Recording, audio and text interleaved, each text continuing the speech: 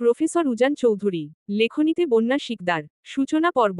৩৪ বছরের প্রফেসর উজান চৌধুরী কিনা বিয়ে করল ১৭ বছরের একটা বাচ্চা মেয়েকে। পৃথিবীতে কি মেয়ের এতই অভাব পড়েছিল যে শেষে হাঁটুর বয়সী মেয়েকেই বিয়ে করতে হলো? ভরা বিয়ের আসরে কথাগুলো ভেসে আসতেই উজানে চোয়াল শক্ত হয়ে উঠল। কটমট দৃষ্টিতে তাকালো সামনে দাঁড়িয়ে থাকা বড় ভাই আরিয়ান চৌধুরীর দিকে। আরিয়ান ঠোঁট কামড়ে হাসি চেপে রাখার ব্যর্থ চেষ্টা করে দ্রুত সেখান থেকে সরে গেল। কারণ সে খুব ভালো করেই জানে এই মুহূর্তে উজানে রাগ ঠিক কতটা ভয়ঙ্কর হতে পারে। উজান একবার নিজের বাবা আরিফুল চৌধুরীর দিকে তাকায়, তো আরেকবার আরিয়ানে চলে যাওয়ার দিকে।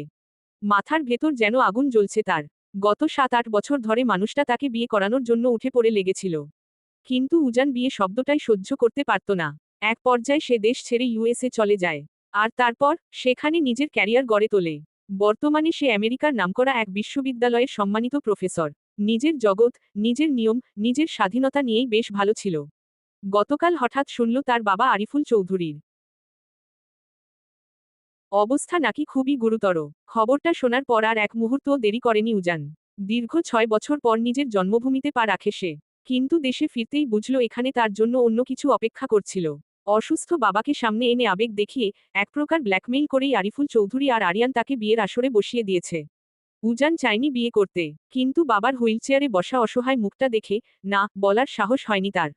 কে জানত সেই অসুস্থতাও ছিল সাজানো নাটক। হঠাৎই কানের পাশে ফুল ভলিউমে বেজে উঠল। হুলা হুলা হুলা হুলা তু হ্যায় মেরি ফ্যান্টাসি। উজান বিরক্ত হয়ে পেছনে ফিরতেই থমকে গেল। চোখ দুটো প্রায় কোটর থেকে বেরিয়ে আসার উপক্রম। কারণ যে মানুষটা কিছুক্ষণ আগেও হুইলচেয়ারে আধমরা রোগীর মতো বসেছিল, সেই আরিফুল চৌধুরী এখন নিজের বড় ছেলে আরিয়ানে সাথে কোমর দুলিয়ে হুলা হুলা গানে ওরা ধুরা নাচছে। শুধু নাচি না, মাঝে মাঝে হাত তুলে স্টেপও দিচ্ছে। আরিয়ান তো হাসতে হাসতে শেষ। উজান ভাবছে সে কি সত্যিই বাস্তবে আছে নাকি কোনো প্র্যাঙ্ক শোতে এসে পড়েছে। তার কপালের রগ ফুলে উঠল। এতক্ষণে বুঝতে আর বাকি রইল না এই পুরো নাটকটাই তাকে বিয়ে করানোর জন্য সাজানো হয়েছিল। উজান ধীরে ধীরে চোখ বন্ধ করল। গভীর একটা শ্বাস নিল এবং দাঁতে দাঁত চেপে বিড়বিড় করে উঠল। মির্জাফরের বংশগুলোর মনে তাহলে এই ছিল, যে উজান চৌধুরী সবাইকে মুরগি বানিয়ে বেড়ায়, আজ তাকেই আস্ত মুরগি বানিয়ে ছাড়ল। আরিফুল চৌধুরী নাচের তালে তালে হেসে হেসে উজানে দিকে এগিয়ে এলেন। চারপাশে বিয়ের আনন্দ, ঢাকঢোলের শব্দ, মানুষের হইচই সব মিলিয়ে পরিবেশটা যেন একেবারে উৎসবের ঢেউয়ে ভেসে যাচ্ছে। সেই ভিড়ের মাঝেও আরিফুল চৌধুরীর মুখে এক অদ্ভুত শিশুসুলভ উচ্ছ্বাস। তিনি উজানে সামনে এসে দাঁড়িয়ে একগাল হেসে বললেন, বাপায় ৩ বাপ বেডা মিলে ডান্স করি। উজান কিছুক্ষণ তাকিয়ে রইল।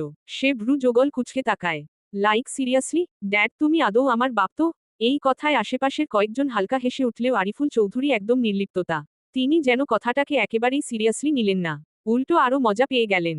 হেসে কাঁধ ঝাঁকিয়ে বললেন, যদি তুই ১ মাসের মধ্যে আমাকে নাতি নাতনি হওয়ার সুখবর দিতে পারিস তাহলে আমি তোর বাপ। নয়তো চাচা ডাকবি। উজানে চোখ মুহূর্তেই কঠিন হয়ে গেল। চোয়াল শক্ত হয়ে এলো। সে দাঁতে দাঁত চেপে কটাক্ষ স্বরে আওড়ায়, আজ থেকে তোমায় আমি চাচাই ডাকবো, তবুও এই বিয়ে মানব না। আরিফুল চৌধুরী এবার নাচ থামিয়ে উজানে দিকে একটু ঝুঁকে এসে শান্ত গলায় বললেন, যার সাথে বিয়ে দিয়েছি সেই তোকে বুঝিয়ে দেবে তুই বিয়ে মানবি নাকি মানবি না। এই কথা বলেই তিনি আবার গানের তালে তালে নাচতে নাচতে ভিড়ের মাঝে মিশে গেলেন। যেন উজানে প্রতিক্রিয়ায় তার কিছুই যায় আসে না। উজান এক মুহূর্ত স্তব্ধ হয়ে দাঁড়িয়ে রইল। তারপর ধীরে ধীরে সরে গিয়ে এক পাশে থাকা একটা চেয়ারে বসে পড়ল। চোখে মুখে বিরক্তিকর ছাপ, মনের ভেতর অস্থির ঝড়। সে বিশ্বাসই করতে পারছিল না নিজের বাবাই তার সঙ্গে এমন সিদ্ধান্ত নিয়ে দাঁড়াতে পারে। বিয়ের এই আয়োজনটা তার কাছে এখন উৎসব না, বরং এক ধরনের বন্দিত্ব মনে হচ্ছে। যাকে সে কোনোভাবেই মেনে নিতে পারছে না, তাকেই তার জীবনে জোর করে জুড়ে দেওয়া হয়েছে। ইচ্ছে করছিল একা একা চলে যেতে, কিন্তু সেটাও সম্ভব নয়। তাই গাল ফুলিয়ে সেখানেই বসে রইল। প্রায় ৪ ঘন্টা কেটে যাওয়ার পর অবশেষে সবাই কে নিয়ে ঢাকার উদ্দেশ্যে রওনা দিল। গাড়ির কনভয় ধীরে ধীরে চলতে শুরু করল আর উজানো নীরব, অস্থির মন নিয়ে সেই যাত্রার অংশ হয়ে গেল একটা নতুন, অনিশ্চিত অধ্যায়ের দিকে। স্বর ঘরের সামনে দাঁড়িয়ে আছে আরিয়ান, তার স্ত্রী তুবা, উজানে ছোট চাচার ছেলে ইফাত, যে আবার তার বেস্ট ফ্রেন্ড আর মেহের, সে হচ্ছে উজানের শালিকা যাকে স্পষ্টই জোর করে এখানে দাঁড় করিয়ে রাখা হয়েছে। সবাই একসাথে দাঁড়িয়ে আছে। হঠাৎ শার্ট খুলতে খুলতে এগিয়ে আসছে উজান। তাকে দেখা মায় সকলের চোখে মুখে বিস্ময়কর ছাপ। সবাই তার কাণ্ড দেখে মুখ চেপে হাসতে লাগল। যে ছেলে বিয়ে মানবে না বলে এখনো পর্যন্ত নতুন বউ এর মুখ দেখেনি। এমনি আসার সময় মুরব্বিদের বকবক শুনতে শুনতে এসেছে, তবুও নতুন বউ এর সাথে আসেনি। আর সেই ছেলে এখন রুমে ঢুকার আগেই গায়ে জড়ানো শার্ট খুলতেছে। হঠাৎ উজান এসে থমকে দাঁড়ালো তাদের সামনে। চারপাশে তাকিয়ে কপাল কুঁচকে জিজ্ঞেস করল, why are you here now? তার কণ্ঠে বিরক্তি আর অবাক হওয়া দুটোই মিশেছিল। ঠিক তখনই ইফাত এগিয়ে এসে তার কাঁধে হাত রাখল। মুখে ব্যঙ্গাত্মক হাসি ফুটিয়ে বলল, ইসস, কি কপাল নিয়ে জন্মেছিস তুই! তুই বিয়ে করবি না জেনেও তোকে সেই আমেরিকা থেকে টেনে এনে বিয়ে করিয়ে দিল, অথচ আমি বিয়ে করতে চাইতেছি ল্যাংটা কাল থেকে, তবুও আমার কথা কেউ কানে নিচ্ছে না। তা দোস্ত, ভাবি দেখতে কেমন? প্রথম দেখায় নিশ্চয়ই ভালোবেসে ফেলেছিস? উজান চোখ ছোট করে তাকালো। বিরক্তির সুরে আওড়ায়, আই হেট লাভ। ভালোবাসা বলে আমার লাইফে কোনো ওয়ার্ড নেই। আর সবাই এখানে দাঁড়িয়ে থাকার মানে কি? সরো ফ্রম দ্য ডোর, আমি রুমে যাব। তখনই তুবা মুচকি হেসে একটু এগিয়ে এসে বলল, ভাই মানলাম তোমার লাইফে লাভ বলে কোনো ওয়ার্ড নেই, কিন্তু বাসর ঘরে ঢোকার আগে শার্ট খুলতেছ কেন হুম? সাথে সাথে পুরো জায়গাটায় হো হো করে হাসির রোল পড়ে গেল। আরিয়ান হেসে হেসে বলতে লাগলো, কেন আবার? যাতে বেশি টাইম ওয়েস্ট না হয়, তাই না ভাই? তবে যাই হোক, তুই এখন আমাদের 70,000 টাকা দে। উজান ভ্রু উঁচু করে তাকালো। হোয়াই? ঢং বাদ দে। বাসর ঘরে যাওয়ার এন্ট্রি ফি হিসেবে 70,000 টাকা না দিলে ঢুকতে দিব না। উজান অবাক হয়ে গেল। সিরিয়াসলি? যে বিয়েই আমি মানি না, তার আবার টাকা কিসের? উল্টো তোমরা আমাকে টাকা দাও। ইফাত সঙ্গে সঙ্গে আরিয়ানের দিকে তাকিয়ে চিৎকার করে উঠল, দেখছো ভাই, দেখছো তোমার প্রফেসর ভাই কোন লেভেলের কিপটা! বাসর ঘরে যেতে চায়, অথচ টাকা দিতে চায় না। ভাবি তুমি তো কিছু বলো। তারপর সে নাক সিটকে বলল, মোটে 70,000 চেয়েছি, সেটাও ভাগ করলে 10,000 করে পড়বে কিনা সন্দেহ। সামনে ঈদও আছে, গার্লফ্রেন্ডদের শপিং করাতে হবে। মোটে 7টা গার্লফ্রেন্ড আমার। ইফাতে কথা শুনে মেহের চোখ বড় বড় করে তাকালো। 7টা গার্লফ্রেন্ডের কথা যেন তার মাথার ওপর দিয়ে গেল। সে অবাক দৃষ্টিতে একবার তাকিয়ে আবার চোখ নামিয়ে নিল। ইফাত আবার তাকে ধমকে দিল, এই মেয়ে কি ভাবতেছ? টাকা চাও তোমার পেয়ার দুলাভাইয়ের কাছে। মেহের চুপচাপ রইল। সে স্বভাবতই খুব কম কথা বলে, বিশেষ করে পুরুষ মানুষের সাথে। তার ভেতরে এক ধরনের অস্বস্তি কাজ করে। তাই সে আবারও মাথা নিচু করে নিল। ইফাত আবার চেঁচিয়ে উঠল, এই দোস্ত টাকা দে না। উজান ধীরে ধীরে প্যান্টের পকেট থেকে ওয়ালেট বের করল। সবাই খুশিতে মুখ চাওয়াচাওয়ি করল, এই বুঝি টাকা বের হলো। কিন্তু পরক্ষণেই সে একটা 5 টাকার কয়েন বের করে ইফাতের হাতে দিল। আমার মনটা বিশাল, আমি দান খয়রাত খুব ভালোবাসি। তোকে 5 টাকা দান করলাম। এটা দিয়ে গিয়ে সামনের দোকান থেকে একটা চকলেট কিনে খা, তবুও শরীরের এনার্জি ওয়েস্ট করিস না। আর তোমরা ইমিডিয়েট আমাকে 70,000 টাকা দাও, না হলে আমি বাসর ঘরে যাব না। ইফাত থমকে গেল। কি বললি তুই? উজান এক পলক ইফাতে দিকে তাকিয়ে আবার আরিয়ানে দিকে তাকালো। ভাই টাকা দাও, না হলে আমি ছাদে চলে যাব। আরিয়ান সঙ্গে সঙ্গে কাশতে কাশতে প্রায় মেঝেতে বসে পড়ল। পরিস্থিতি হাতের বাইরে যাচ্ছে দেখে তার মাথা ঘুরে যাওয়ার মতো অবস্থা। ভাই এসব তুই কি বলছিস? বাসর করবি তুই, টাকা তো তোর দেওয়ার কথা, আর তুই আমার কাছ থেকে চাইছিস? দেবে না তো? ঠিক আছে, আমি যাচ্ছি তাহলে। সে পা বাড়াল। সাথে সাথে ইফাত আর আরিয়ান দুজনেই তার হাত ধরে ফেলল। ভাই এমনভাবে আমাদের সর্বনাশ করিস না। আমি ফকির, আমি মিসকিন, আমার ঘর বাড়ি নেই, আর তুই আমার কাছ থেকে টাকা চাইছিস? উজান চৌধুরী বারবার কথা রিপিট করে না। টাকা দাও, না হলে আমি যাচ্ছি। এইবার ইফাত প্রায় কেঁদে ফেলার মতো অবস্থা। ভাই দ্রুত এই কিপটেকে টাকা দাও, না হলে কাল আমাদের ফাঁসি হবে। অবশেষে আরিয়ান বাধ্য হয়ে টাকা বের করল। উজান টাকাটা হাতে নিয়ে বাঁকা এক হাসি দিল। চোখে বিজয়ের ঝিলিক। তারপর ধীরে ধীরে দরজার দিকে এগিয়ে গিয়ে রুমে ঢুকে গেল। রুমের ভেতরে ঢুকতেই উজান থমকে গেল। পুরো রুমটা সাজানো রজনীগন্ধা, লাল গোলাপ আর বেলি ফুলে। হালকা সুগন্ধে চারপাশ মোহময় হয়ে আছে। বিছানার চারপাশে ফুলের ঝালর ঝুলছে, মোমবাতির নরম আলোয় পুরো পরিবেশটা আরও স্বপ্নময় লাগছে। কিন্তু উজানে চোখ গিয়ে আটকে রইল বিছানার মাঝখানে। ফুলে সজ্জিত খাটে লাল বেনারসি পরে ছোট্ট করে ঘোমটা টেনে বসে আছে একটা পিচ্চি মেয়ে। তাসফিয়া মৌ। উজানে সদ্য বিয়ে করা স্ত্রী। মেয়েটাকে দেখেই তার বিরক্তি আরও বেড়ে গেল। এখন তার বিয়ে করার কোনো ইচ্ছে তার ছিল না। তার উপর এই পুচকে মেয়েটাকে। মাস কয়েক আগেই স্কুল শেষ করে কলেজে ভর্তি হয়েছে মেয়েটা। অবশ্য পড়াশোনার প্রতি মৌ এর খুব একটা আগ্রহ নেই। মেহের না থাকলে হয়তো কলেজেও যেত না। উজান গভীর শ্বাস ফেলল। তারপর গম্ভীর মুখে সামনে এগিয়ে এলো। হঠাৎ পুরুষ কণ্ঠের শব্দে মৌ কেঁপে উঠল। ঠিক তখনই উজান বজ্র কণ্ঠে প্রতিধ্বনিত করে, এই পুচকে মেয়ে বয়স তো এখনো 18-র নিচে। তাহলে কোন দুঃখে নাচতে নাচতে বিয়ে করে বসলে শুনি? আর শোনো, তোমাকে এই উজান চৌধুরী নিজের ওয়াইফ হিসেবে মানে না। সো আমার থেকে দূরত্ব বজায় রেখে চলবে। আর এটা আমার রুম। একটা জিনিসও যদি এদিক সেদিকে হয় তাহলে কিন্তু মেরে তক্তা বানিয়ে ফেলবো। Mind it. মৌ এর ভেতরে সঙ্গে সঙ্গে আগুন জ্বলে উঠল। ইচ্ছে করছিল এখনই ঘোমটা ফেলে উঠে দুই কথা শুনিয়ে দেয়। কিন্তু আজ বাসর রাত বলে দাদি চাচিরা হাজারবার বুঝিয়েছে প্রথম দিন শান্ত থাকতে হয়। তাই অনেক কষ্টে নিজেকে কন্ট্রোল করল সে। তবে উজান চৌধুরী নামটা শুনে তার কেমন যেন চেনা চেনা লাগল। মনে হচ্ছে কোথাও শুনেছে, কিন্তু এই মুহূর্তে কিছুতেই মনে করতে পারছে না। ঠিক তখনই দরজার কাছে শব্দ হলো। উজান ক্যাবিনেট থেকে একটা বালিশ বের করে হাতে নিল। তারপর দরজার দিকে হাঁটতে হাঁটতে বলে উঠল, পুচকে মেয়ের মতোই থাকবে। কখনো বউ এর অধিকার ফলাতে আসবে না। কারণ আমি তোমাকে বউ হিসেবে মানি না, আর না এই বিয়েটাকে। কথাটা বলেই গটগট করে রুম থেকে বেরিয়ে গেল সে। দরজা বন্ধ হওয়ার শব্দ হতেই মৌ একটানে ঘোমটা ফেলে দিল। তারপর বিছানা থেকে ধপ করে নেমে কোমরে হাত রেখে ফুঁসতে ফুঁসতে লাগল, আমি যেন বিয়ে মানার জন্য বসে আছি। বুড়া বয়সে এত সুন্দর কিউট একটা বউ পেয়ে নিজেকে গর্ভবতী ও সরি গর্বিত মনে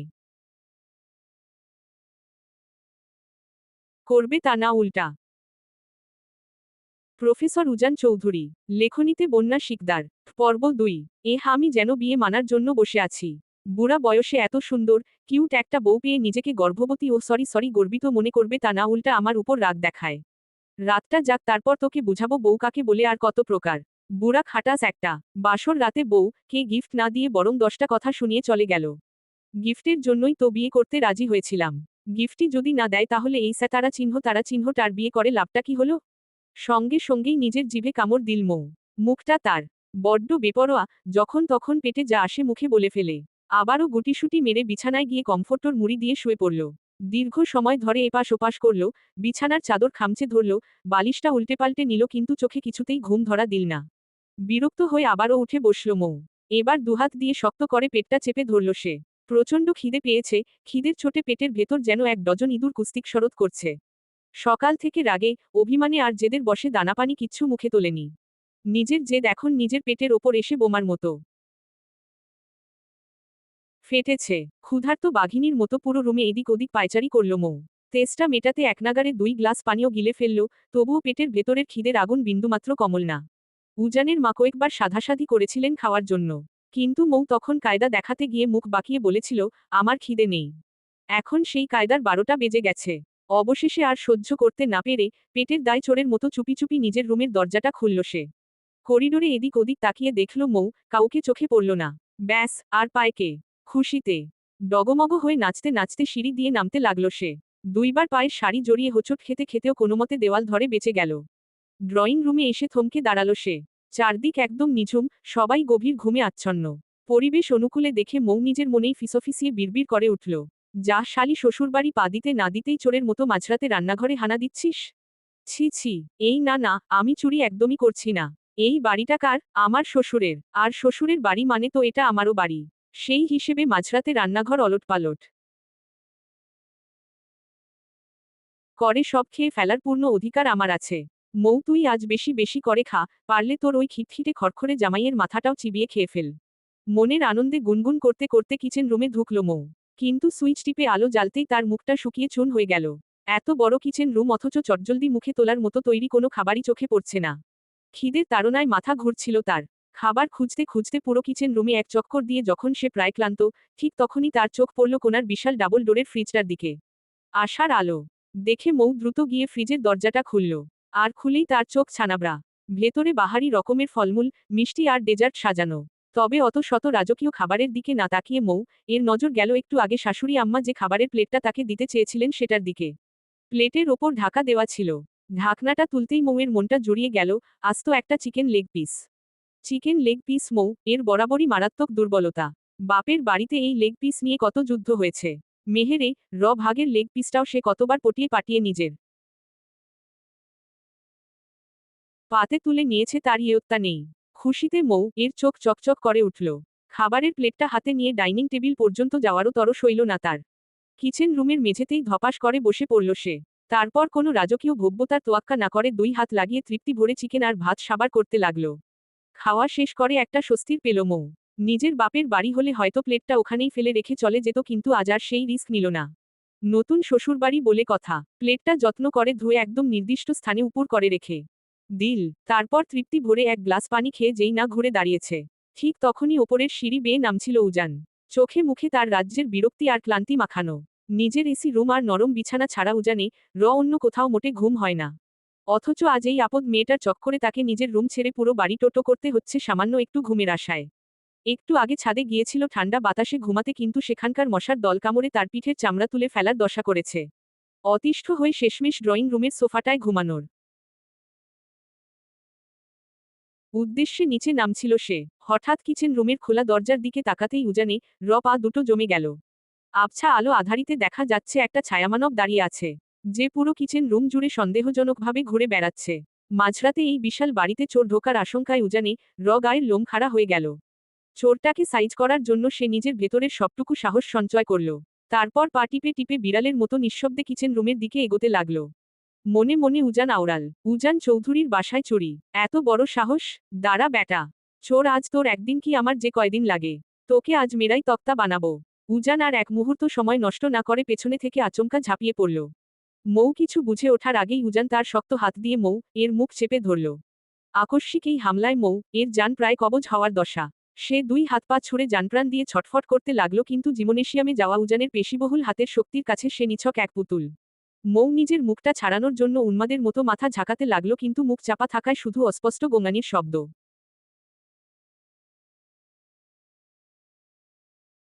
বের হলো। উম্মম উম্মম। উজান রেগেমেগে দাঁতে দাঁত চেপে ফিসফিসিয়ে আওড়াল, চোরের বাচ্চা চোর, তোর এত বড় কলিজা যে তুই উজান চৌধুরীর ড্রয়িং রুম পার হয়ে সোজা কিচেন রুমে চুরি করতে এসেছিস? আজ তোকে মেরে তক্তা বানিয়ে ফেলবো। ইফাত, ভাইয়া কই তোমরা? কথাটা শেষ করার আগেই চোরকে বাগে আনতে উজান নিজের ডান পা দিয়ে এর পায়ে একটা জোরদার ল্যাং মারল। বেচারা আচমকা পায়ে আঘাত পেয়ে ব্যথায় আর আতঙ্কে চোখ মুখ খিচে বন্ধ করে ফেলল। নিজেকে ছাড়ানোর আপ্রাণ চেষ্টা করেও যখন দেখল কোনো লাভ হচ্ছে না, তখন উজান আরও বেশি গলা ফাটিয়ে চিৎকার জুড়ে দিল, আম্মু আব্বু তাড়াতাড়ি নিচে এসো, দেখে যাও আমাদের কিচেন রুমে চোর ঢুকেছে। চোর চোর চোর! উজানে এই গগনবিদারী চিৎকার শুনে এর মাথায় রাগের রক্ত চড়ে গেল। অপমানে আর রাগে অন্ধ হয়ে আর কোনো উপায় না পেয়ে উজানে মুখের সামনে থাকা হাতের তালুতে নিজের ধারালো দাঁত দিয়ে সজোরে এক কামড় বসিয়ে দিল। ব্যথায় আকাশ কাঁপিয়ে চিৎকার করে উঠল উজান। কামড়ের চোটে হাতটা এক ঝটকায় আলগা হয়ে যেতেই নিজেকে মুক্ত করে নিল। এক সেকেন্ডও সময় নষ্ট না করে শরীরের সমস্ত শক্তি পায়ের পাতা এনে সে উজানকে একটা লাথি মারতে গেল। উদ্দেশ্য ছিল উজানের পায়ে লাথি মারা, কিন্তু তাড়াহুড়োয় নিশানা একদম ভুল হয়ে গেল। মৌয়ের শক্ত পায়ের লাথিটা শটান গিয়ে লাগল উজানে শরীরের সবচেয়ে সংবেদনশীল জায়গায়, একদম মেইন পয়েন্ট বরাবর। সাউতারা চিহ্ন আর নাতি ছাড়, আমি চোর নয়, তোর বিয়ে করা বউ লাগি বউ। হাঁপাতে হাঁপাতে চেঁচিয়ে উঠল মৌ। লাথিটা লাগার সঙ্গে সঙ্গেই উজানে চোখ দুটো চড়কগাছ হয়ে গেল। মুহূর্তের মধ্যে তার মুখের সমস্ত রং উবে গেল। ব্যথায় পুরো শরীর কুকড়ে সোজা মেঝেতে হাঁটু গেড়ে বসে পড়ল সে। দুই হাত দিয়ে জায়গাটা চেপে ধরে, ব্যথায় তার কথা ফোটাই দায় হয়ে পড়েছে। এতক্ষণে মগজে আলো ঢুকল তার, যাকে সে এতক্ষণ চোরের বাচ্চা চোর বলে উত্তম মধ্যম দিচ্ছিল, সে অন্য কেউ নয়, এই বিকেলেই ধুমধাম করে বিয়ে করে আনা তার অর্ধাঙ্গিনী। উজান ব্যথায় নীল হয়ে আহত ও করুণ কণ্ঠে মরণ আর্তনাদ করে উঠল। মাবুদ গো, এই মেয়ে আমার জীবনে লাল বাতি জ্বালিয়ে দিল। আপন বউ কে পাওয়ার আগেই আমার বংশ নির্বংশ করে দিল। এই খাচ্ছুনি মেয়েকে তোমার কাছে তুলে নাও। সঙ্গে সঙ্গেই আবারও উজানে পায়ে সজোরে আরেকটা লাথি বসাল মৌ। মাথা নিচু করে দুহাতে কোমর গুজে কর্কশ গলায় চেঁচিয়ে উঠল, গোলামের পুতের শখ দেখো, পীড়িত করে বাচ্চা কাচ্চা পয়দা করতে পারলাম না, আর এই বুড়ো খবিশ বলছে আমাকে তুলে নিতে। তোকে তো! বলতে বলতেই উজানে মুখের দিকে তাকিয়ে একদম স্তব্ধ হয়ে গেল। আপনা আপনিই তার মুখ হা হয়ে গেল, চোখ দুটো কপালে উঠল। ঘাড় কাত করে সে উজানে দিকে এমনভাবে তাকিয়ে রইল যেন কোনো এলিয়েন দেখছে। ততক্ষণে উজানে চিৎকার চেঁচামেচিতে ড্রয়িং রুমে বাসার একে একে সবাই হাজির হয়ে গেছে। মৌ একদৃষ্টিতে উজানে দিকে তাকিয়ে থাকতে থাকতে তার মাথা ঘুরে পড়ে যাচ্ছিল। ঠিক তখনই মেহের দৌড়ে এসে তাকে পেছনে থেকে ধরে ফেলল। সবার সামনে নিজের ছেলেকে এমন অবস্থায় দেখে বাড়ির কর্তা আরিফুল চৌধুরী বাজখাই মেজাজে গর্জে উঠলেন। এই ছেলে, তোর লজ্জা শরম বলতে কিছু নেই? তোদের জন্য বাসর ঘর সুন্দর করে সাজিয়ে দেওয়া হলো, আর তুই সেখানে না থেকে মাঝরাতে চোর চোর বলে চিৎকার করে পুরো ড্রয়িং রুম মাথায় তুলছিস। চেলাকাঠের বাড়ি খাওয়ার খুব শখ হয়েছে তাই না? চুপচাপ বৌমাকে নিয়ে নিজের রুমে যা। বাবার কথা শুনে উজান ব্যথায় দাঁতে দাঁত পিষে গর্জে উঠল। আমার লজ্জা নেই না? তোমার ওই আদরের বৌমাকে একবার জিজ্ঞেস করো ও এইমাত্র আমার সাথে কি কি করেছে। এই পুচকে বিড়ালের বাচ্চার লজ্জার ও নেই, মুখের ভাষার কি ছিরি, একটা আস্ত ইডিয়েট। আরিফুল চৌধুরী ছেলেকে থামিয়ে দিয়ে বললেন, তুই একদম চুপ কর। আমার বৌমা এক্কেবারে লক্ষ্মী ও ভালোই আছে। তুই নিজে খারাপ, তোর 14 গোষ্ঠী খারাপ। বাবার মুখে নিজের বংশের বদনাম শুনে উজান কপালে হাত দিয়ে বিড়বিড় করল, লে হালুয়া। নিজের গোষ্ঠীকে খারাপ বলতে যার একটুও দ্বিধা হয় না, অথচ এই বজ্জাত বৌমাকে কিচ্ছু বলা যাবে না। পৃথিবীর 1 নম্বর পক্ষপাতী শ্বশুর তুমিই হবে ড্যাড। আরিফুল চৌধুরী কাচুমাচু হয়ে খানিকটা ভাব নিয়ে বললেন, তা অবশ্য ঠিক। কিন্তু তুই চোর চোর বলে ওভাবে চিৎকার করছিলি কেন?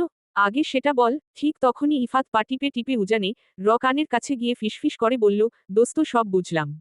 কিন্তু তুই বাসর ঘরে রোমাঞ্চ না করে মাঝরাতে এখানে এসে এভাবে টাইম ওয়েস্ট কেন করছিস? আমি তোর জায়গায় হলে তো এতক্ষণে তোকে চাচা বানানোর প্ল্যানিং কবেই শুরু করে দিতাম। ইফাতের এই রসিকতায় উজান রক্তচক্ষু মেলে তাকাতেই ইফাত ভয়ে গুটিয়ে গেল। দ্রুত সেই জায়গা ত্যাগ করে সে আরিয়ানে পাশে গিয়ে দাঁড়ালো। উজান আগের মতোই চোখ মুখ শক্ত করে বাবার প্রশ্নের উত্তর দিল, কেন চিৎকার করছিলাম? এই পুচকে বিড়ালের বাচ্চাকে জিজ্ঞেস করো। মাঝরাতে চোরের মতো পুরো বাসা জুড়ে ঘুরে বেড়াচ্ছে এখানে সেখানে। আমি যেই চোর ভেবে একে ধরতে গিয়েছি ঠিক তখনই ও আমার বংশের বাতিতে লাথি মেরে দিয়েছে। আচমকা রাগের মাথায় মুখ ফসকে একদম খাঁটি সত্য কথাটি বের হয়ে আসায় উজান দ্রুত নিজের মুখ চেপে ধরল। কিন্তু ততক্ষণে যা হওয়ার হয়ে গেছে। তার এমন অদ্ভুত উত্তর শুনে আরিয়ান, ইফাত, তুবা সহ মেহেরও আর নিজেদের সামলাতে পারল না, সবাই খিলখিল করে হেসে উঠল। হাসির শব্দের মাঝে ইফাত হঠাৎ ঘাড় বাঁকিয়ে মেহেরে দিকে তাকালো। মেয়েটা এই বাড়িতে আসার পর থেকে একটু হাসেনি, সারাক্ষণ মুখ গোমরা করেছিল। কিন্তু এখন তার মুখের এই খিলখিলে হাসিটা এক কথায় মাশাআল্লাহ। দেখতে বড্ড সুন্দর লাগছে। আচমকা ইফাতে গভীর চোখের দিকে নজর পড়তেই মেহেরে হাসি চট করে থেমে গেল। সে দ্রুত চোখ নামিয়ে মাটির দিকে তাকিয়ে রইল। ততক্ষণে আরিয়ান নিজের নাক সিটকে উজান কে টিটকারি মেরে বলল, ভাই, তোর বংশের বাতি এখনো ঠিকঠাক আছে নাকি? চলবে।